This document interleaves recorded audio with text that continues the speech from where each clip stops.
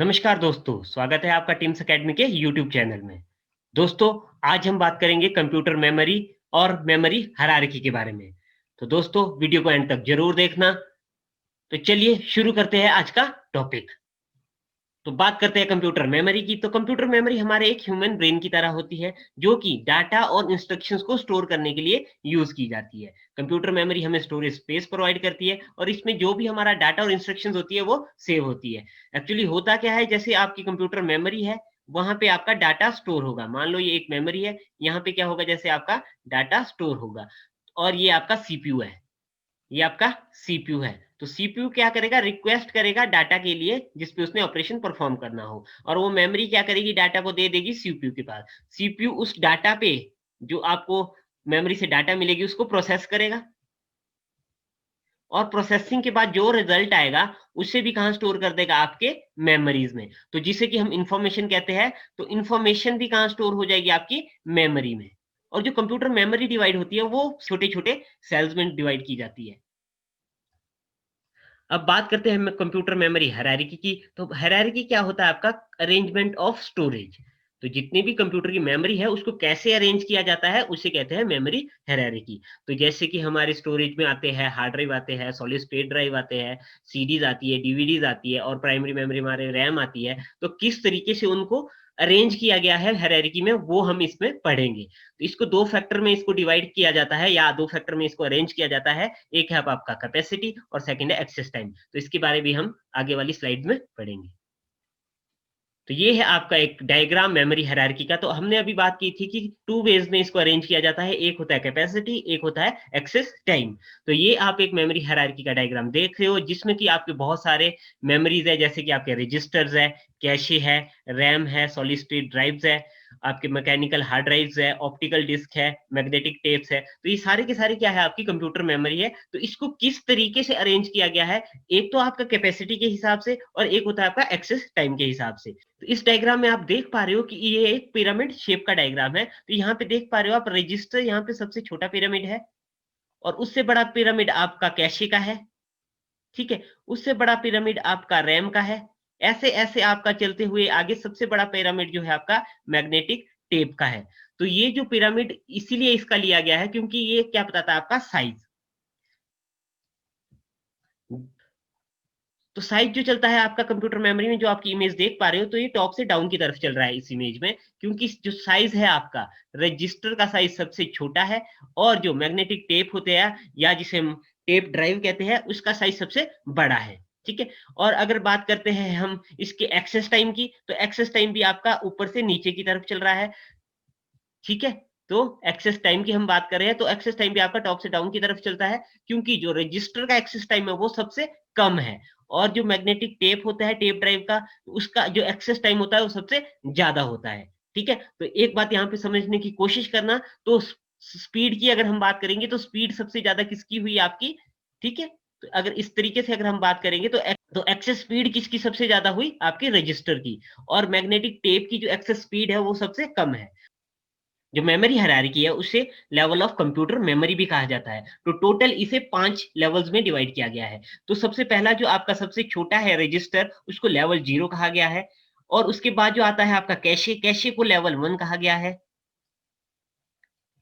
जो main memory है हमारी रैम, उसे लेवल 2 कहा गया है और उसके बाद जो हमारे सेकेंडरी स्टोरेज है, जिसमें कि सॉलिड स्टेट ड्राइव और हमारी हार्ड ड्राइव वगैरह आती है, उसे लेवल 3 कहा गया है। और जो हमारे लास्ट के बचे ऑप्टिकल डिस्क और मैग्नेटिक टेप, जो कि हमारी टर्शियरी स्टोरेज के तौर पे यूज़ किए जाते हैं, उन्हें लेवल 4 कहा गया है। तो ये टोटल 5 लेवल है। अब बात करते हैं ये किस टाइप की मेमोरी होती है, ठीक है? तो सबसे पहले जो आते हैं हमारे रजिस्टर और आपके जो आते हैं कैशे आते हैं, इसे क्या कहा जाता है, हमारी इंटरनल मेमोरी। उसके बाद जो आती है हमारी रैम आती है, उसे कहा जाता है मेन मेमोरी। उसके बाद जो हमारे सॉलिड स्टेट ड्राइव और हार्ड ड्राइव्स आती है, उन्हें कहा जाता है हमारे सेकेंडरी स्टोरेज। तो उससे कहा जाता है सेकेंडरी स्टोरेज के लिए सेकेंडरी मेमोरी। और लास्ट में जो हमारे ऑप्टिकल डिस्क और मैग्नेटिक डिस्क आते हैं, उन्हें कहा जाता है टर्शियरी स्टोरेज। ठीक है? अब इनके बारे में मैं आपको थोड़ा-सा एक्सप्लेन करता हूँ। जो हमारी रजिस्टर और कैशे होती है उन्हें इंटरनल मेमोरी इसलिए कहा गया है क्योंकि ये हमारी सीपीयू चिप पे होती है। तो सीपीयू चिप पे आपकी रजिस्टर और आपकी कैशे मेमोरी होती है, क्योंकि ये सबसे फास्ट है और सबसे ज़्यादा यूज़ की जाती है हमारी रजिस्टर। और कैशे भी हम जैसे कि हम जानते हैं ये कैशे क्या होती है? स्मॉलेस्ट बट फास्टेस्ट मेमोरी होती है, ठीक है? तो ये होती है हमारी दोनों इंटरनल मेमोरी। उसके बाद करते हैं हम मेन मेमोरी की बात। मेन मेमोरी में क्या आते हैं? हमारे रैम और रोम आते हैं, ठीक है? तो जो कि रैम क्या होती है? रैंडम एक्सेस मेमोरी, रोम क्या होती है? Read only memory. जो कि हमारा जो भी हमारे इनपुट आउटपुट डिवाइसेस है, कोई भी इनपुट आती है, तो वो कहाँ आती है? सबसे पहले रैम के पास आती है। तो रैम के पास वो डाटा आएगा और उसके ऊपर अकॉर्डिंग टू उसके ऑपरेशन परफॉर्म होगा, ठीक है? तो ये हमारी मेन मेमोरी होती है। तो रैम हमारी क्या है? वोलेटाइल मेमोरी है, रोम क्या है? हमारी नॉन वोलेटाइल मेमोरी है। बात करते हैं सॉलिड स्टेट ड्राइव और हार्ड ड्राइव की। ये दोनों क्या होती है? हमारी सेकेंडरी स्टोरेज होती है, ठीक है? तो ये क्या करती है? डाटा या किसी भी फाइल को हमारी हार्ड डिस्क में स्टोर कर सकते हैं। ये हमें कैपेसिटी प्रोवाइड करती है। जैसे कि हमारी रैम की क्या होती है? कुछ एक लिमिटेड साइज होती है, तो रैम पे सारा डाटा हम स्टोर नहीं कर सकते हैं। तो हमें उसके लिए सेकेंडरी स्टोरेज की आवश्यकता होती है। जैसे कि आपने कंप्यूटर में देखा ही होगा, आपने कंप्यूटर्स में हार्ड ड्राइव यूज करते हो, तो ये होते हैं हमारे सेकेंडरी स्टोरेज। जो आपकी सेकेंडरी स्टोरेज है, ये डायरेक्ट एक्सेस नहीं होती है सीपीयू से। तो अगर सीपीयू ने इनको एक्सेस करना है, तो ये रैम के थ्रू इसको एक्सेस करते हैं। अब बात करते हैं हम ऑप्टिकल डिस्क और मैग्नेटिक टेप की। तो ये क्या है? हमारे टर्शियरी स्टोरेज है। टर्शियरी स्टोरेज क्या होते हैं? जैसे कि हमने कोई डाटा ऑफलाइन स्टोर करना हो, उसे कहते हैं हम टर्शियरी स्टोरेज। तो ये बेसिकली ऑप्टिकल डिस्क और मैग्नेटिक टेप हमारे बैकअप्स के लिए यूज किए जाते हैं। तो हम अगर इन केस हमारा कुछ क्रैश वगैरह आ जाए, तो इसको हम यहाँ से बैकअप कर सकते हैं। तो ये ऑफलाइन स्टोरेज भी इनको कहा जाता है। बात करते हैं इसकी कैपेसिटी की। तो रजिस्टर जो हमारा लेवल 0 पे था, उसकी सबसे कम कैपेसिटी होती है, उसकी बाइट्स में कैपेसिटी होती है, ठीक है? और उससे ज़्यादा जो कैपेसिटी होती है, वो कैशे की होती है। कैशे की आपकी केबी से कुछ एमबी तक की कैपेसिटी होती है। उसके बाद आता है आपका लेवल 2 पे रैम। तो रैम क्या होता है? आपका मेन मेमोरी होती है। मेन मेमोरी में आपकी जो स्टोरेज की कैपेसिटी होती है, वो कुछ जीबीज़ तक होती है, ठीक है? उसके बाद आते हैं आपके सेकेंडरी स्टोरेज, जिनको कि हम इन दोनों को लेवल 3 में लेते हैं। तो इनकी जो स्टोरेज होती है वो कुछ जीबी से कुछ टीबी तक होती है, ठीक है? तो कुछ गीगाबाइट से कुछ टेराबाइट तक इनका जो कैपेसिटी होती है। तो उसकी बात करते हैं हम ऑप्टिकल डिस्क और मैग्नेटिक टेप जो हमारे टर्शियरी स्टोरेज है, इनकी जो आपकी स्टोरेज है वो जीबी से लेकर आपके टीबी, आपके पेटाबाइट और आपके हेक्साबाइट तक इसकी स्टोरेज कैपेसिटी होती है।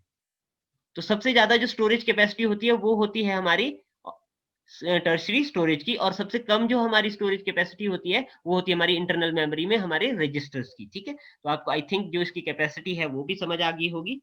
अब बात करते हैं इसकी कॉस्ट की। तो मैंने आपको बताया था कि जो रजिस्टर है, रजिस्टर की स्टोरेज कैपेसिटी सबसे कम है और मैग्नेटिक टेप की स्टोरेज कैपेसिटी सबसे ज़्यादा है। तो आप सोच रहे होंगे कि रजिस्टर सबसे सस्ते होंगे और आपके मैग्नेटिक टेप सबसे महँगे होंगे, बट ऐसा नहीं है। तो कॉस्ट क्या करती है आपकी? इस तरीके से चलती है, जो रजिस्टर है वो सबसे महँगे हैं और जो आपके मैग्नेटिक टेप है वो सबसे सस्ते हैं। ये क्यों है? क्योंकि जो रजिस्टर का जो एक्सेस टाइम है वो सबसे कम है, जो मैग्नेटिक टेप का जो एक्सेस टाइम है वो सबसे ज़्यादा है। तो जिसका आपका रजिस्टर इसलिए सबसे महँगा है क्योंकि ये सबसे फ़ास्ट है और ये फ़ास्ट कैलकुलेशन के लिए यूज़ किया जाता है। अगर हम बात करें कि सबसे ज़्यादा कौन-सी मेमोरी यूज़ होती है, तो हमारा रजिस्टर सबसे ज़्यादा यूज़ होते हैं और सबसे कम यूज़ हमारे मैग्नेटिक टेप्स यूज़ होते हैं। जब भी कंप्यूटर में कोई ऑपरेशन परफ़ॉर्म होता है, तो उस समय क्या होता है? रजिस्टर का यूज़ होता है। रजिस्टर में डाटा कॉपी किया जाता है और रजिस्टर पे ऑपरेशन परफ़ॉर्म होते हैं। रजिस्टर हमारे 2 टाइप्स के होते हैं, जनरल पर्पस रजिस्टर और स्पेशल पर्पस रजिस्टर।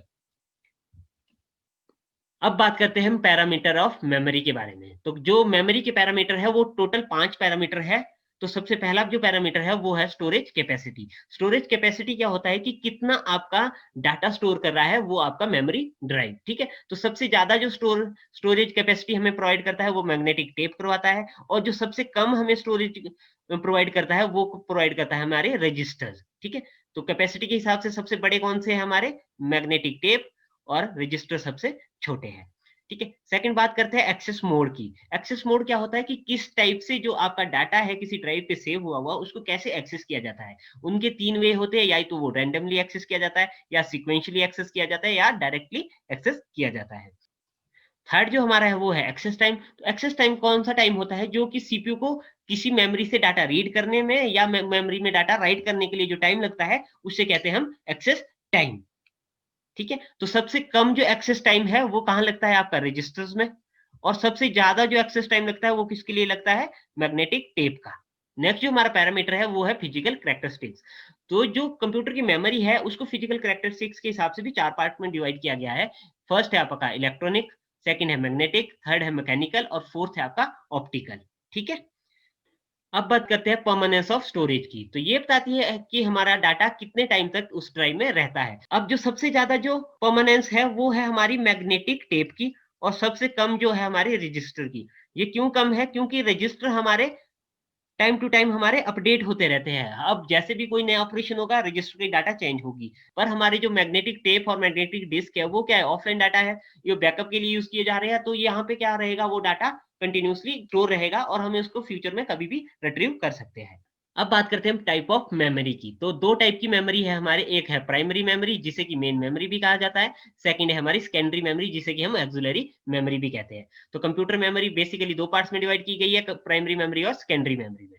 ठीक है, प्राइमरी मेमोरी के और भी फर्दर पार्ट है, जैसे कि रैम रोम। जैसे कि रैम होता है एक्सेस मेमोरी, रोम होता है आपका रीड ओनली मेमोरी, और उनको आगे भी फर्दर पार्ट्स में डिवाइड किया गया है। वैसे ही आपका सेकेंडरी मेमोरी को भी आगे फर्दर कई पार्ट्स में डिवाइड किया गया है। इसे हम अभी इसलिए एक्सप्लेन नहीं कर रहे हैं क्योंकि हम एक टाइप ऑफ मेमोरी का अलग से एक पूरा वीडियो बनाएंगे। तो आने वाला कोई वीडियो आपका टाइप ऑफ मेमोरी पे होगा, जिसमें हम हर एक मेमोरी के बारे में डिटेल में डिस्कस करेंगे। तो दोस्तों, कैसा लगा आपको हमारा ये वीडियो, हमें कमेंट करके जरूर बताएं। अगर आपको हमारा ये वीडियो पसंद आया है तो इसे लाइक कीजिए, शेयर कीजिए, और अगर आपने हमारे चैनल को अभी तक सब्सक्राइब नहीं किया है तो हमारे चैनल को सब्सक्राइब कीजिए, क्योंकि हम आपके लिए ऐसे ही कंटेंट यहाँ पे लाते रहेंगे।